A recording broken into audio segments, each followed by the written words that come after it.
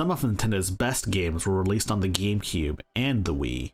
Thankfully, there's a well-developed emulator for both of these systems known as Dolphin.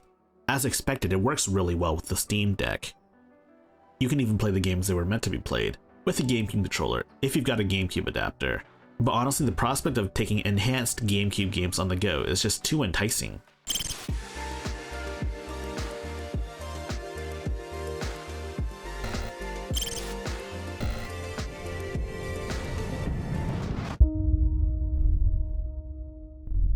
If you like our content, please enable notifications, like, subscribe, share with your friends, and join our Discord server in the description below. High Tech Lowlife is also affiliated with the Steam Deck Discord.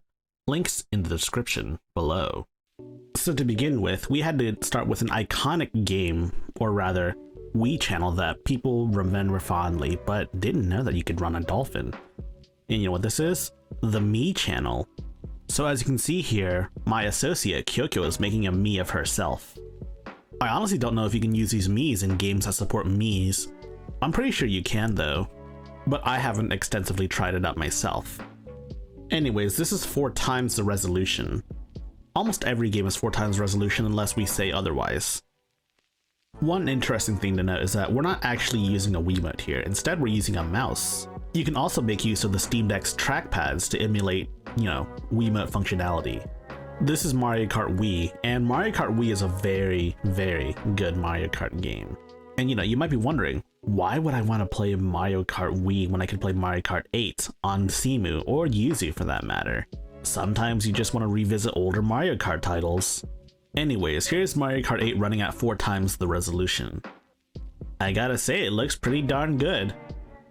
And the power draw's not crazy either. It averages from around 9 to 11 watts, which is like a solid, well, according to these estimates, we have about 3 hours of battery remaining with 77% charge. The frame rate looks good. It only dips to 59 very occasionally, and the frame timing's pretty good. It's an average of 16 milliseconds, which is typical for 60 FPS. Now here's a game a lot of people really want to see. Admittedly, this is just standard Metroid Prime 1 on the Gamecube. I'm very confident that you can run Metroid Prime Trilogy on this, and the standalone versions if you really wanted to. Like with everything else, we're running this at 4 times the resolution. And the frame rate? It looks pretty good. We're just messing around here, honestly. I kind of like enjoying games off screen. The frame timing looks about average, 16.7 milliseconds. One thing to know about Metroid Prime is that you can actually get a fork of Dolphin called Prime Hack. Prime Hack has a bunch of enhancements, one of which is the ability to use mouse and keyboard, for mouse aiming, for Metroid Prime Trilogy. I haven't really explored the depths of that, but it looks really promising. There are other people on YouTube that have tried it out. But heck, if you want us to try it out, just let us know and then we'll probably get it set up. That said, Metroid Prime is a pretty intense game, and so sometimes the frames will just dip when you're doing certain activities. Like here, we're just scanning around places and then all of a sudden the frame rate drops to like 40 or so FPS. But given that we're running this at 4 times the original resolution, if you really wanted a smooth 60 FPS, you could just turn it down to 2 times resolution. That said, the Dolphin team can always optimize for new hardware, like the Steam Deck. I think a lot of emulators are planning on doing so. This is the Wind Waker.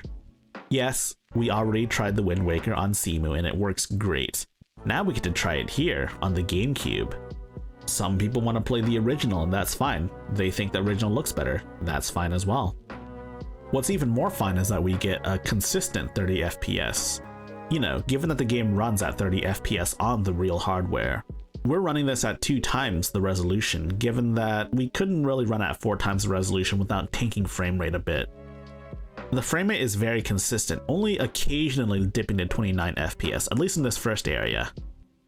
Obviously, we'd have to go to later areas in the game to really see how crazy the game gets, but I'm confident in saying that the game runs pretty well.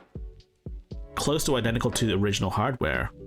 Also worth mentioning is that you can enable widescreen hacks for these games if so desired, making all of these games fill out the entire Steam Deck screen. I think that's a pretty cool option. We might have to explore that. And finally, one of my favorite games on the Wii, Muramasa the Demon Blade. This is one of the best looking games on the Wii due to its amazing art style, and the combat is insanely good. That said, the frame rate is kind of inconsistent, though. I think that's how it was in the original game as well. It wasn't always 60 FPS locked. But again, we're also running this at 4 times the original resolution. It's also worth mentioning that this game is also available on the Vita as well, though the only Vita emulator in existence right now is an extreme work in process. It's more of a proof of concept than anything, really. If you guys are interested in seeing any games tested, you should join our Discord server and let us know what games you want to see tested.